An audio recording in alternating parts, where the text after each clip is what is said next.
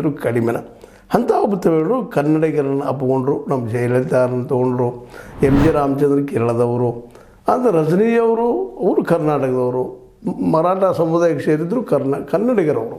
ಅವ್ರನ್ನೂ ಇವತ್ತು ಸ್ವೀಕಾರ ಮಾಡಿ ಅವ್ರಿಗೆ ದೊಡ್ಡ ಹೀರೋಶಿಪ್ ಕೊಟ್ಟಿದ್ದಾರೆ. ಅದರಲ್ಲೂ ಕೆ ಬಾಲಚಂದರ್ ಇವ್ರನ್ನ ತಯಾರು ಮಾಡೋಂಥವ್ರು. ಇವ್ರನ್ನ ತಯಾರು ಮಾಡಿ ಒಂದು ವ್ಯಕ್ತಿತ್ವ ಕೊಟ್ಟಂಥವ್ರು, ಅವ್ರಿಗೆ ಅವಕಾಶ ಕೊಟ್ಟಂಥವ್ರು 1975ರಲ್ಲಿ ಅಪೂರ್ವ ರಾಗಂಗಳ್ ಅನ್ನುವಂಥದ್ದು. ಅದೇ ಸಂದರ್ಭದಲ್ಲಿ ಕನ್ನಡದಲ್ಲೂ ಇವರಿಗೆ ಅವಕಾಶ ಸಿಕ್ಕಿತ್ತು. ಸಹೋದರರ ಸವಾಲ್ ಅಂತೇಳಿ ವಿಷ್ಣುವರ್ಧನ್ ಜೊತೆಗೆ.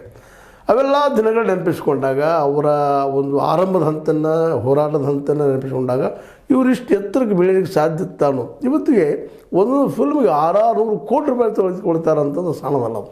ಯಾಕಂದ್ರೆ ಕಳೆದು 50 ವರ್ಷಗಳಿಂದ ಚಲನಚಿತ್ರರಂಗದಲ್ಲಿ ತಮ್ಮನ್ನು ತಾವು ಸ್ಥಾಪಿಸಿಕೊಂಡವರು.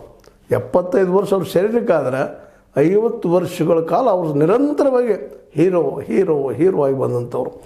ಅದರ ನಂತರದಲ್ಲಂತೆ ಅವ್ರನ್ನ ಕೇಳೋ ಹಾಗೆ ಇಲ್ಲ. ಯಾಕಪ್ಪ ಅಂದ್ರೆ ಅಷ್ಟರ ಮಟ್ಟಿಗೆ ನಿಂತವರು.